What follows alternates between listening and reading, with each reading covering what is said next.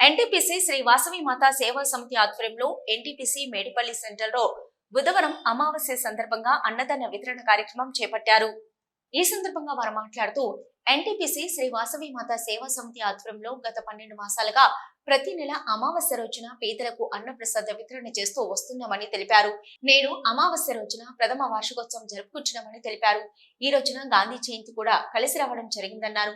అలాగే గాంధీ జయంతి సందర్భంగా గాంధీ మహాత్ముని చిత్రపటానికి పూలమాల వేసి నివాళులర్పించి జయంతి వేడుకలను ఘనంగా నిర్వహించారు. వాసవి మాతా సేవా సమితి ఆధ్వర్యంలో ప్రతి అమావాస్యకు నిరుపేద ప్రజలకు అన్నదాన కార్యక్రమం చేయడం జరుగుతున్నది. అదేవిధంగా ఈరోజు చాలా శ్రేష్టమైన